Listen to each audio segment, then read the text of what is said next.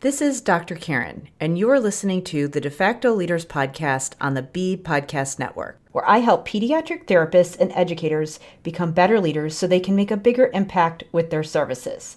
With over 15 years of experience supporting school-age kids with diverse learning needs, I'll share up-to-date evidence-based practices, my own experiences, and guest interviews designed to help clinicians, teachers, and aspiring school leaders feel more confident in the way they serve their students and clients. I'll cover a range of topics designed to help you support students' emotional and academic growth and set kids up for success in adulthood, including how to support language, literacy, executive functioning, as well as how to help IEP teams working together to support kids across the day. Whether you want to learn more effective strategies for your therapy sessions or classroom, be a more influential leader on your team, or find creative ways to use your skills to advance in your career, I've got you covered.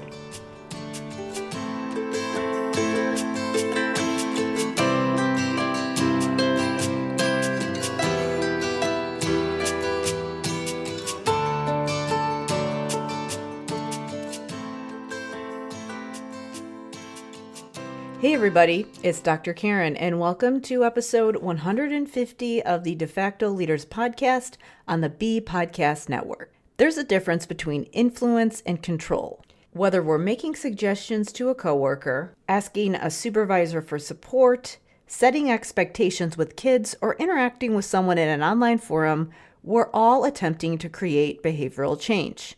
In helping people professions, it's easy to get emotionally involved with our work. This makes it difficult to identify if there are actionable steps we can take to impact bigger systemic issues versus when we should put our heads down and focus on the work or people in front of us. Just how far should we go in trying to convince other people to act or think a certain way?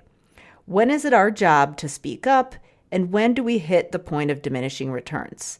It's easy to let our thoughts spiral about these questions, especially when we have lingering feelings of guilt that we could be doing more. That's why I invited Candice Noss to episode 150 to talk about how educators and therapists can tame their thoughts surrounding leadership and advocacy and really all areas of their lives. Candice Noss is a dynamic and passionate speaker and coach, renowned for transforming and elevating lives through her business, the Mind, Body, Spirit Trifecta.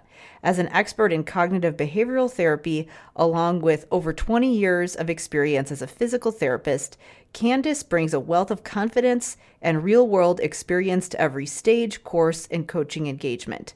By addressing the entire human trifecta, the mind, body, and spirit, Candice provides a powerful, holistic approach to confident, healthy living. Candice liberates and empowers others to genuinely thrive, which ripples into every facet of life. In this episode, you'll learn the difference between setting boundaries versus trying to control, and why making this distinction can reduce burnout and create space for your dream projects.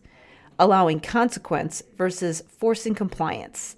Can and should you try to make kids do their schoolwork or any other task they don't want to do? How to determine what is my job in this scenario when advocating for yourself, others, educating the public, or coworkers, or handling disagreements. Be sure to check the show notes for Candice's video called Self-Talk, Go From Crappy to Happy with One Simple Brain Hack. And definitely check the show notes for her website as well to learn more about the program she offers. Candice and I are both on the B Podcast Network, a podcast network for educators and leaders who are making innovative changes to education. So you can learn more about the other shows on the network at bpodcastnetwork.com. And finally, in this episode, I mentioned the School of Clinical Leadership, a program that helps related service providers take a stand for themselves as leaders on their team, as well as for their students. In the program, I help you create a comprehensive plan for putting executive functioning support in place on your school team by giving you the tools you need to influence your team, as well as put a plan in place for yourself so that you can show up to work excited and confident that you're supporting your students. To learn more about the program, go to drkarendudek-brannan.com/clinical leadership. Now, please enjoy this interview with Candice Noss.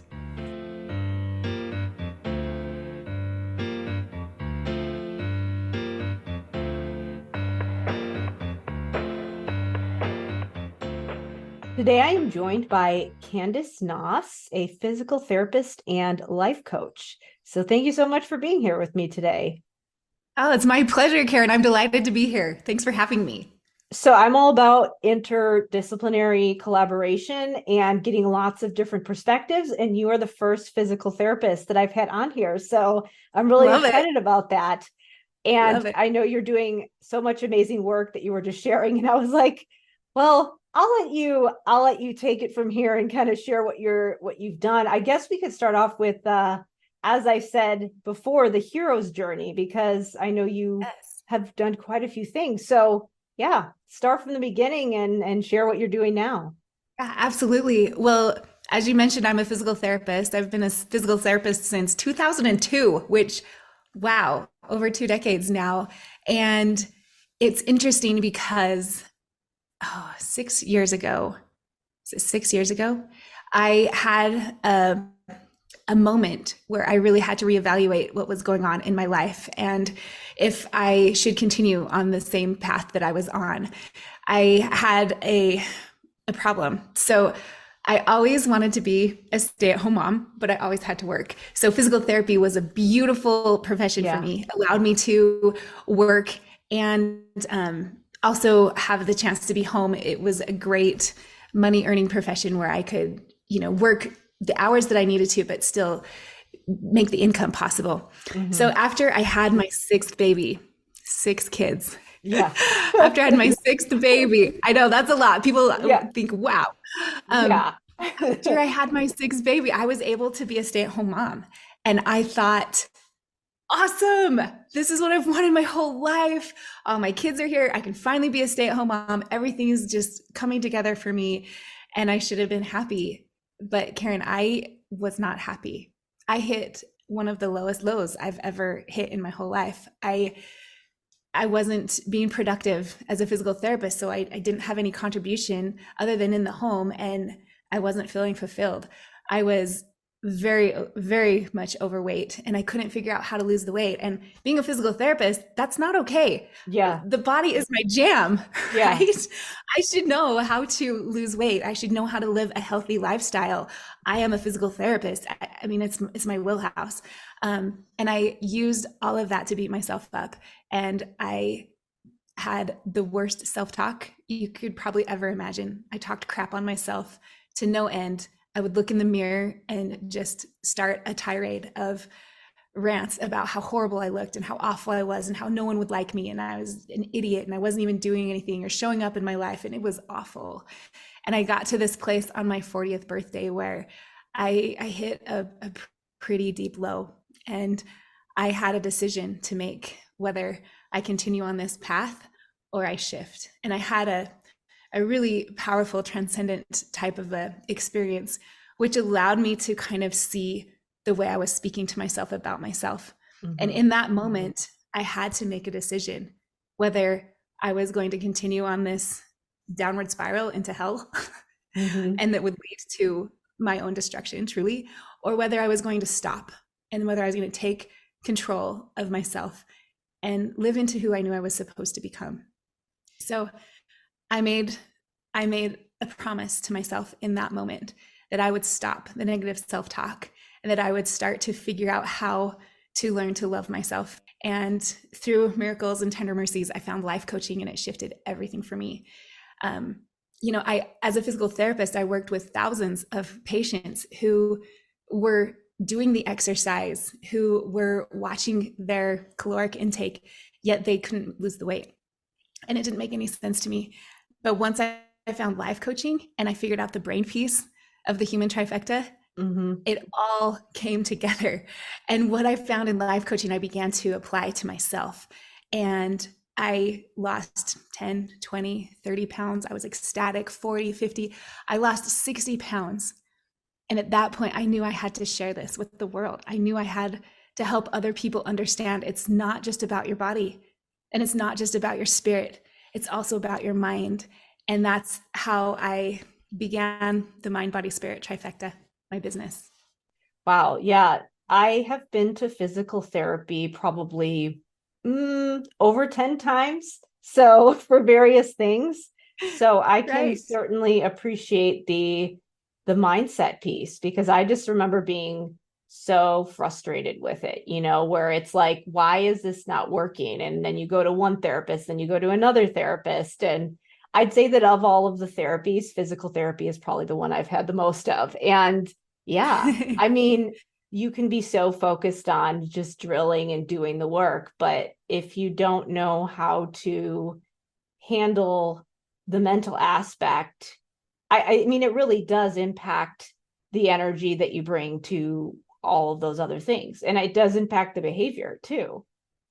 Oh, it's essential. In fact, I would dare say the mental component, the mind piece of the whole trifecta is the one that can overrule all of it. Because if you're not the boss of your brain, then all of a sudden you're not loving your body and you're not in tune with your spirit. It starts with our thoughts. And the powerful thing is that our thoughts create our feelings every time. And our feelings are the fuel by which we operate from. Mm-hmm. And it's interesting. My daughter actually, she put diesel in our four-wheeler that requires unleaded fuel. And I can tell you, if you're trying to drive a four-wheeler on diesel fuel, it does not work. It shuts down. You have to siphon out the gas, change the spark plugs. I mean, it's awful. Mm-hmm. But that's what it's like when we try to operate our life from, like you were saying, frustration. It's like trying to drive off diesel fuel. It doesn't work. Mm-hmm. And we have 100% control over that by the thoughts that we choose to think.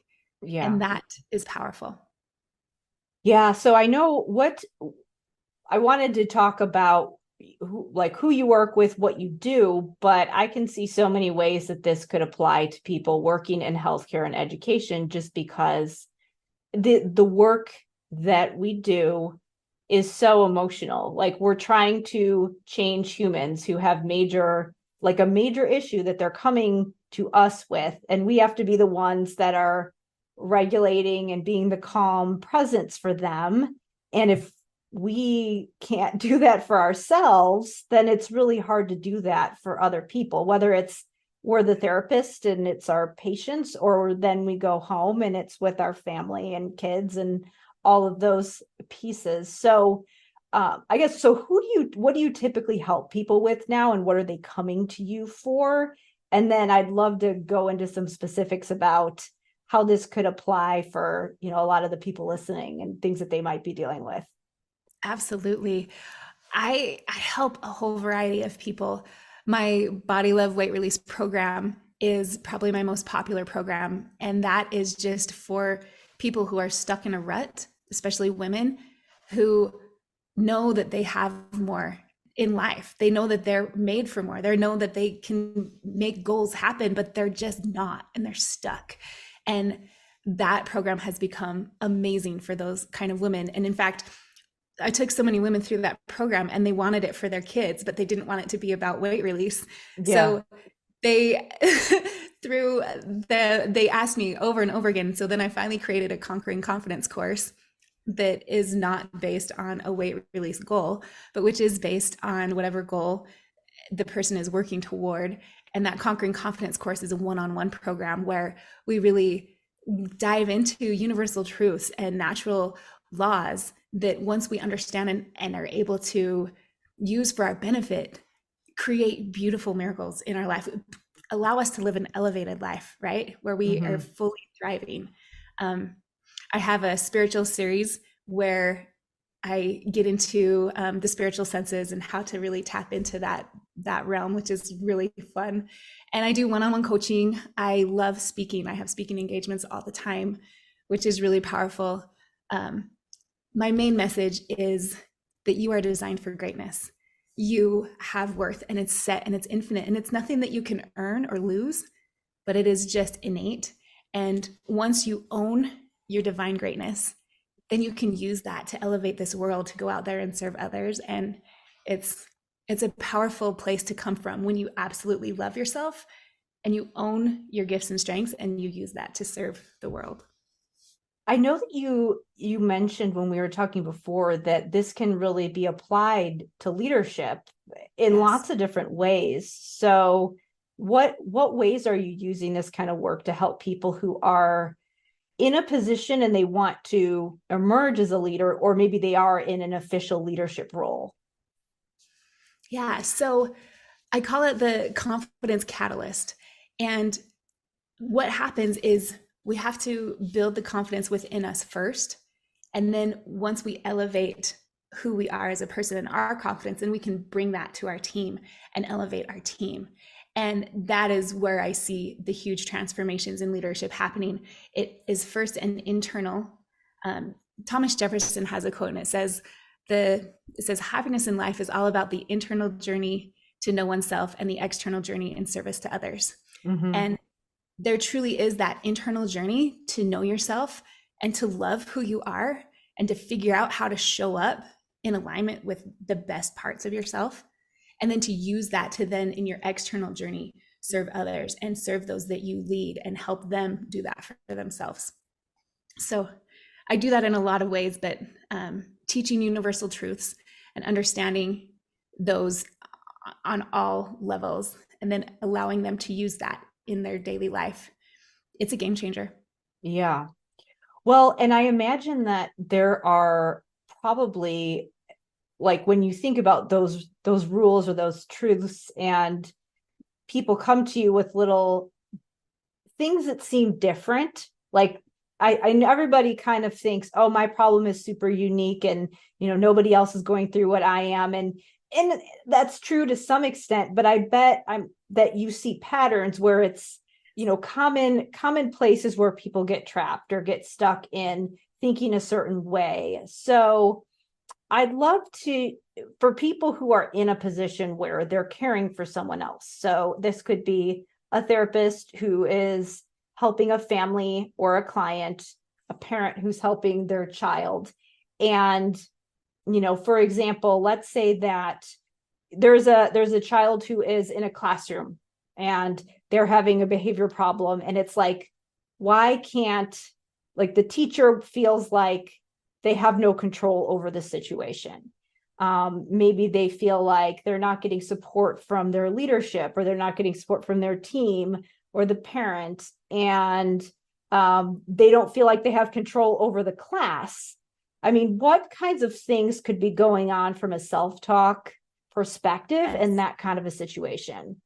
Yes, absolutely. I love this question because there's so much we can dive off from here. Yeah. So first of all, what you mentioned, the self-talk. If the teacher, the therapist at this point is thinking, I'm in over my head, I don't know what to do here, I have no control, this child is crazy, if that's the type of self-talk, that will lead to the feeling of insecurity, of failure, of overwhelm. And again, that's driving your four-wheeler on diesel fuel. That will not serve you, and it will sabotage the whole entire situation. But the power and the privilege that we have is the agency to choose our thoughts. And our thoughts are upstream of everything. So if we realize that our emotion is one that's not serving us, so it's a low frequency emotion like overwhelm, we'll say, at that point we can recognize, oh, no wonder I'm operating in overwhelm right now, and that's going to lead to failure every time. What do I want to operate from? What is a more high frequency emotion, a higher vibration emotion that will allow success to occur here in this classroom? And maybe what the emotion is confidence. I'm the perfect one for this. Mm-hmm. And once you're in that place of confidence, your thought creates your feeling then generates your action. You begin to figure out what you can control. Is there a way to change the environment? So in your bag of tricks, what is acceptable right now that will help? And as you approach it from that confidence, it's beautiful. So in that scenario, the universal truth that we used was, I call it CTFAR. You have a circumstance, then you have a thought about that circumstance, which then triggers a feeling, which then triggers the action, which then triggers the result. So that is what I would teach, the CTFAR principle, which then you can change and intentionally get to a different place. Mm-hmm.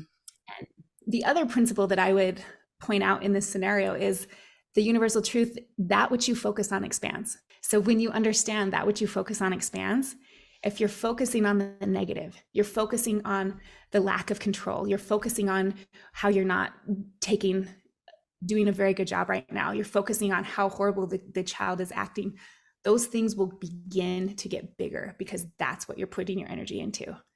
So if you can take a step back and focus on the things that you can control.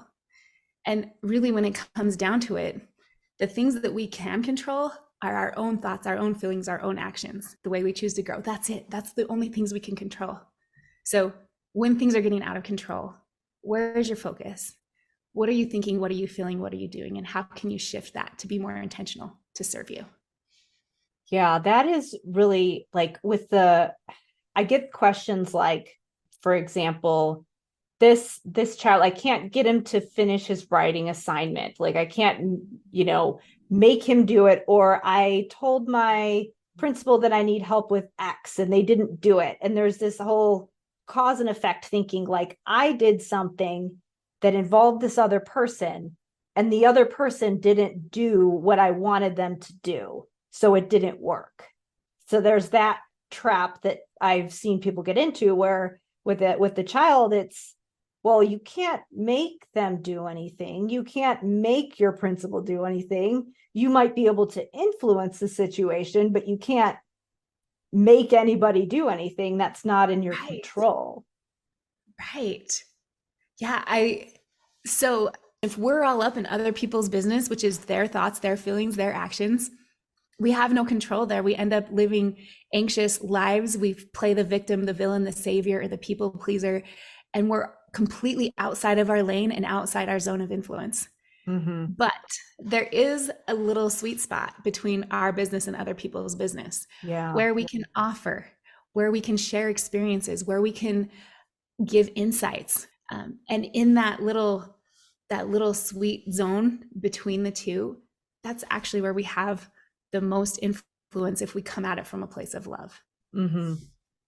Yeah. I mean, I think with it's hard when things are getting very emotional, especially with a child who does not have, their brain is not developed yet. You have to be the one doing the regulating in that situation and providing the modeling.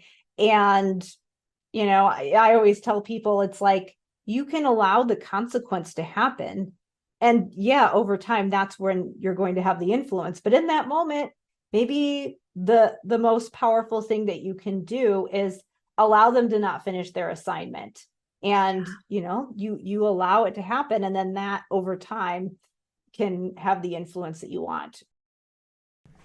I'm going to take a quick break here to talk about the School of Clinical Leadership.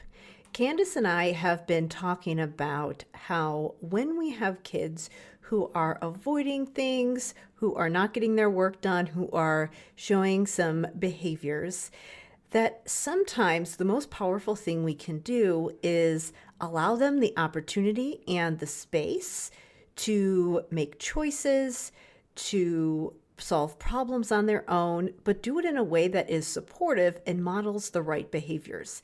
It can be really tricky to know how to do this in a way that gives kids enough support without making them prompt dependent. And that's part of what I help you do in the School of Clinical Leadership. The School of Clinical Leadership is a program that helps related service providers like speech pathologists, psychologists, social workers, counselors, and other interventionists on school teams to put executive functioning support in place.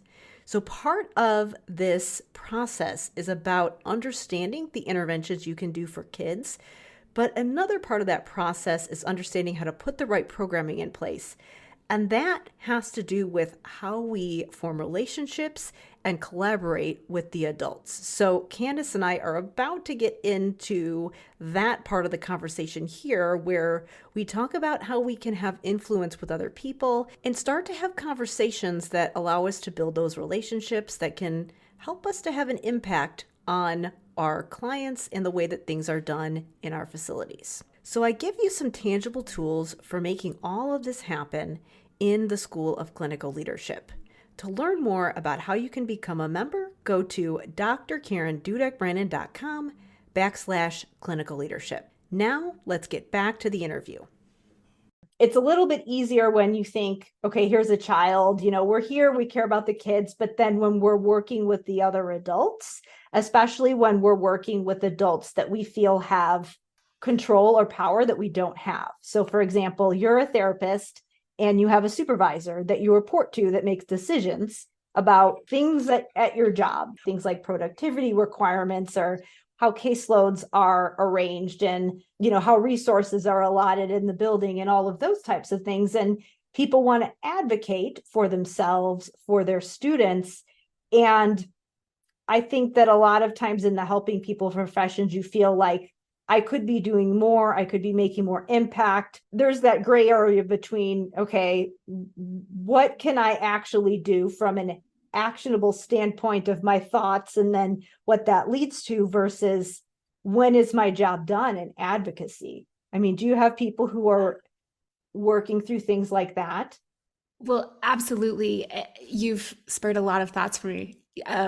There's a couple of things that I would love to address. First of all, establishing that relationship is key and it's vital if we're going to create any type of transformation or change. Like you were saying, if you get into those emotional conversations where they're not doing what you wanted them to do, and you feel the shackles start to rise, right? And you're getting a little bit heated emotionally. This is another thing that comes up a lot is advocacy and political lobbying and, how our professional organizations support us and what they're doing for us. It's, all these things about like what other people are doing and asking for help and support from your boss, your organization, your coworker. Like, how do you help people navigate those kinds of things with the influence versus forcing something to happen? Right. Well, I think, again, it's about relationships and that what you focus on. If you can create the relationships and then focus on the good, that what you focus on expands. So we're trying to change the way someone's thinking, feeling, and acting. That's their business. But we also have a stewardship, or we also have a responsibility in the way something turns out. So we have a vested interest in what they do. Right. So then there becomes this need for a compassionate conversation. And the way that I propose that works the very best is, first of all, you sandwich it with love. You start out with, I am so appreciative that you're in this position. Really am happy with the relationship we have, and I'm really looking forward to what we can accomplish together. However that looks like, start with love.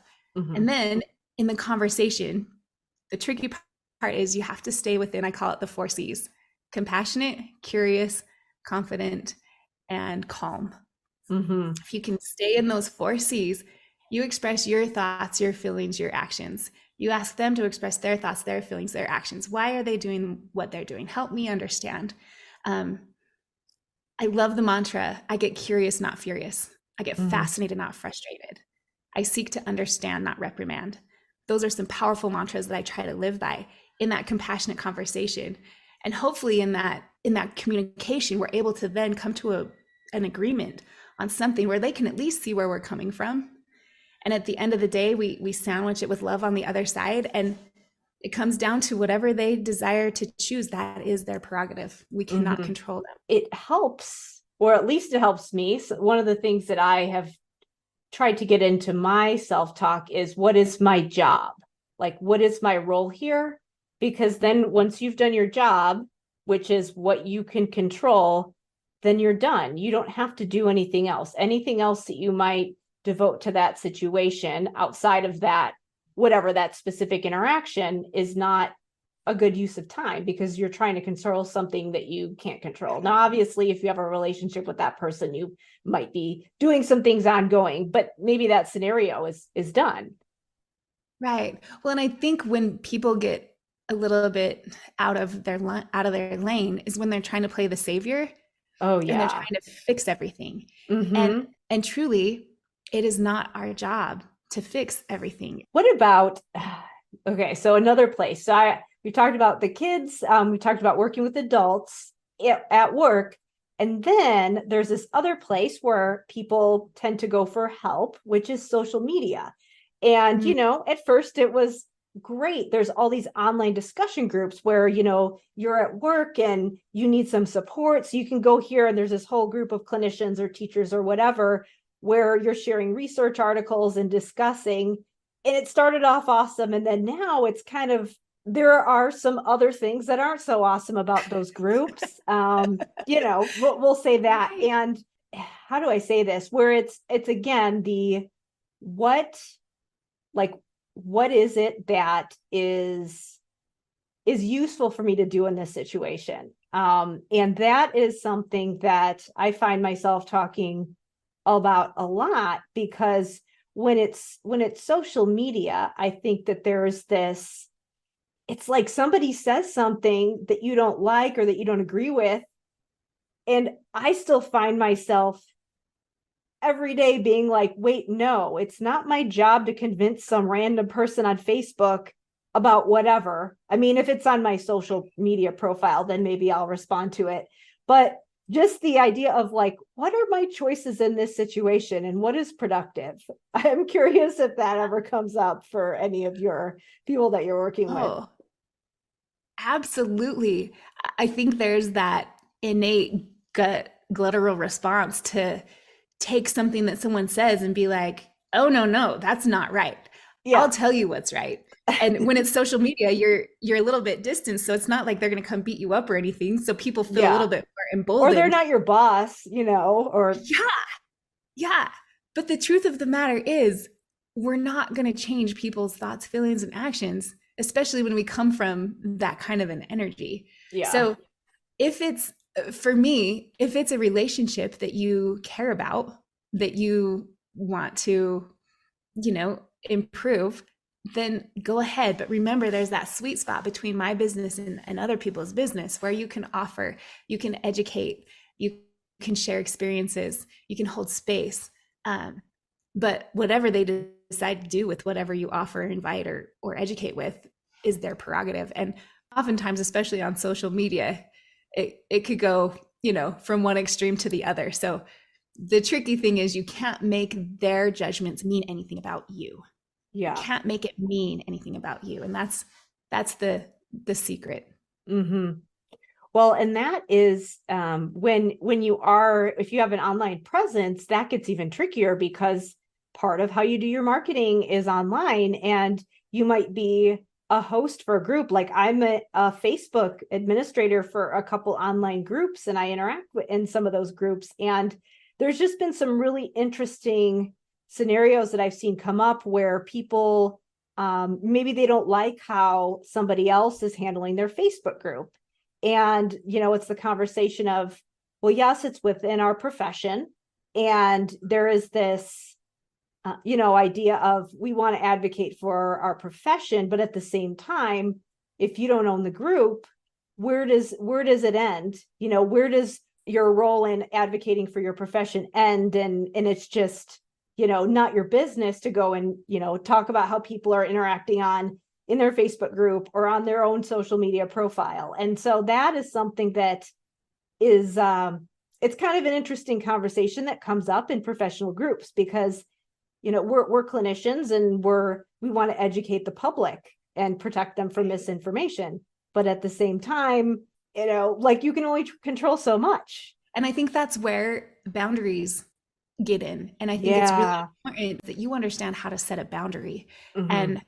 And to set a boundary, you always do it from a place of love. You don't ever do it to punish somebody or to get back at someone. It's always, I'm setting this boundary so that I can stay in a place of love with you, so that I'm not in hatred or anger or enmity. Mm-hmm. I want to stay in a place where I respect you and you respect me. So there's 3 parts to a boundary. First, you state the request. I would appreciate it if you don't verbally attack people on my Facebook group. Yeah. Right? Or whatever the request is. I don't know exactly what the problem is. Yeah, that's a good example. Number 2. Yeah. And then the second part of the boundary is, if you do this, this is the consequence. Mm-hmm. If you verbally attack people, I'm going to remove you from the group. And then the third piece of a boundary is that you follow through. Mm-hmm. The people that do, you then kick them off. But when you set appropriate boundaries, it helps people stay in their lane. When they're trying to play the villain, I'm going to teach them a lesson, right? When they're trying to play the savior, I'm going to fix this for you. I'm going to teach you all this. I'm going to fix it for you. You just have to do what I say. You have to think how I think. You have to feel what I'm telling you to feel, right? When they're getting in our lane, once we set that clear boundary, it helps them understand, oh, whoops, oh, okay. And I think sometimes people just need a little bit more awareness. Yeah. And, I've seen people when I've seen that happen, and then people get upset when people follow through with what they said would happen. But the interesting thing is that some people might, agree with that person who's upset, but then there are other people who recognized what happened as well. And that's another thing where you can't control what other people think. You can only control what you do and how you show up. And Yeah. being okay that not everybody's going to like you and agree with what you do. Oh, isn't that liberating? I feel like that's the most liberating thing. Like, not everybody's for me, and that's okay. Yeah, not everyone's gonna like me. There's a saying that's out there, meme on, I don't know, Instagram or somewhere. It's like, you could be the juiciest peach in the whole entire world, and there's just some people who don't like juicy peaches. It says everything about them and nothing about you. And truly, you attract your tribe, and if they're not your people, that's okay. They'll find their people. You'll find yours. Fly your freak flag, right? Like, right. Have your tribe. Yeah. And I think with clients too, with what we were saying about, having the conversation with the student, or even another adult, where it's the same conversation about boundaries, where it's, this is, if this happens, this is the consequence. And then it doesn't have to be mean. You don't have to be yelling at them. It can just be calmly communicated and just followed through on. And then, I agree. I think that's like the difference between forcing and allowing. People assume that if you are allowing, there's no consequences and boundaries, but no, you can do the boundary. That's part of the process. Right. I see it as like a seesaw, a teeter-totter, right? On one side is like corporal punishment. You will do it this way, with the flipping of the whip, right? And on the other side of the seesaw is complete indulgence. Like, do whatever you want. I don't care. I'm just going to sit here on the couch and get, lazy, whatever, do whatever. Right. And you can't be on either of those extremes. Again, that magic middle is that place where you have consequences, but you do it from a place of transformational love. So, I'm so, that really is unfortunate that you have to now not be part of this Facebook group. But I love you anyway. And I hope you find the best place. It doesn't have to be mean.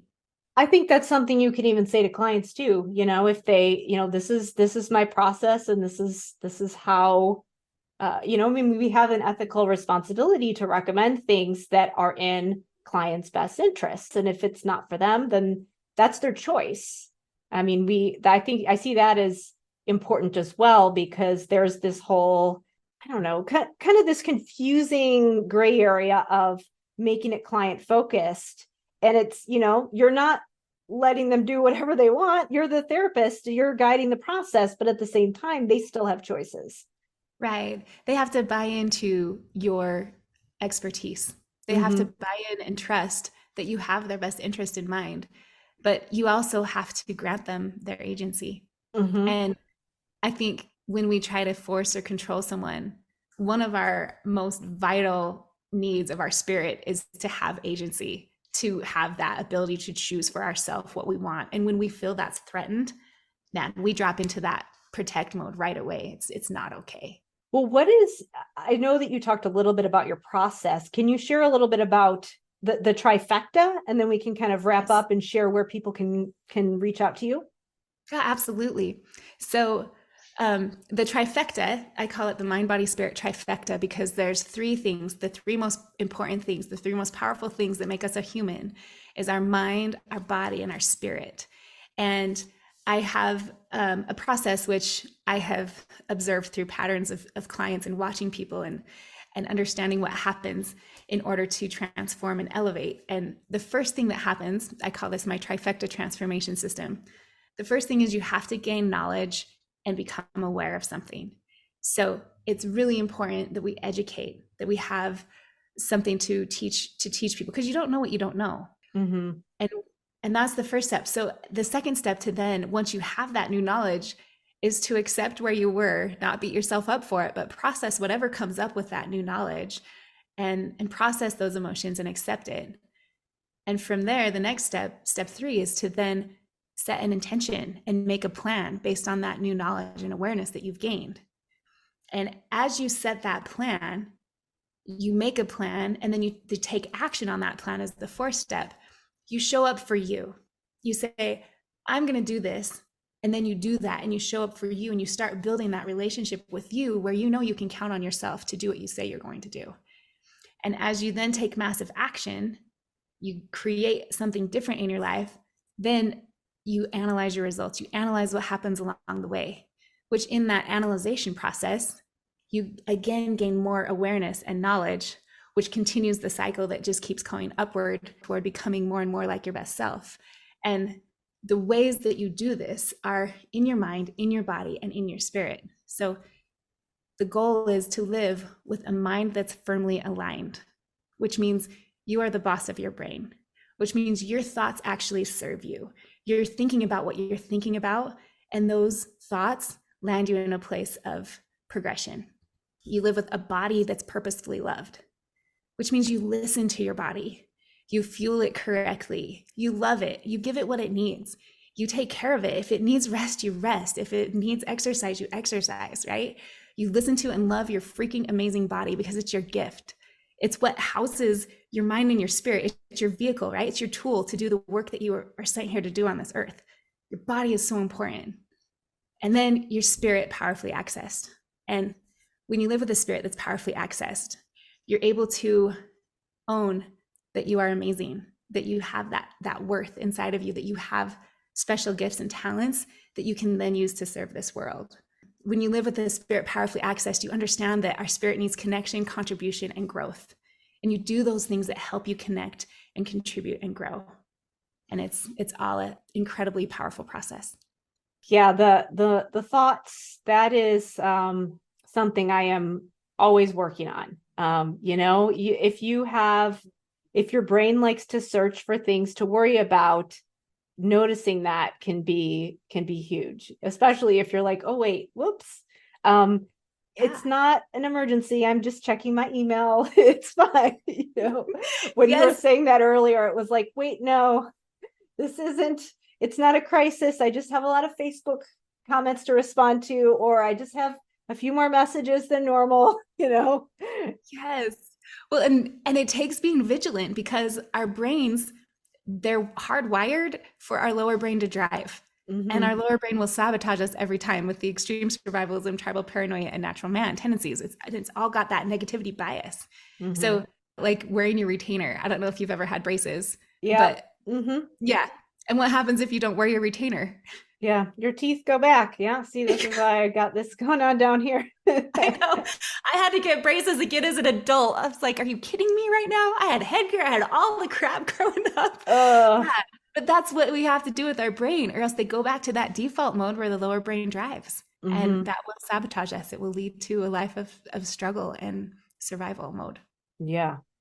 Well, where can people go to connect with you and learn more about what you do? Yeah, I have, my website is www.candicenoss.com, and it's Candice like ice baby, ice baby. So CANDICENOSS.com. I have a podcast on the B Podcast Network. It's called Designed for Greatness with Candice Noss. And pretty much anything that you need to know, you can get on my website. But I have a weekly email that I put out called Thankful Thursday. And it's just a little boost of inspiration, some things that I'm learning and grateful to share, and a little bit of gratitude. Great. Well, thank you so much for being here with me today. Thank you. This has been wonderful. I appreciate it.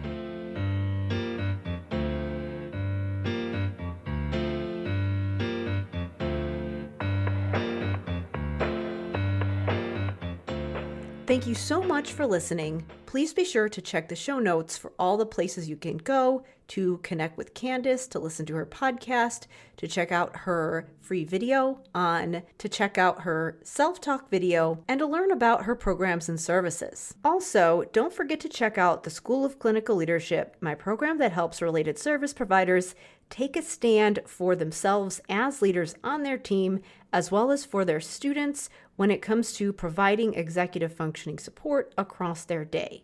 In the program, I help you create a comprehensive plan for both direct service delivery as well as making an impact on your team. To learn how to become a member, go to drkarendudek-brannan.com/clinical leadership. As always, it helps me so much if you leave me a rating and review wherever you listen to your podcasts. And if you have a suggestion for a guest, or if you're interested in being a guest on the show, please send me an email at talktome@drkarenspeech.com. Thank you so much for listening, and I will see you next time.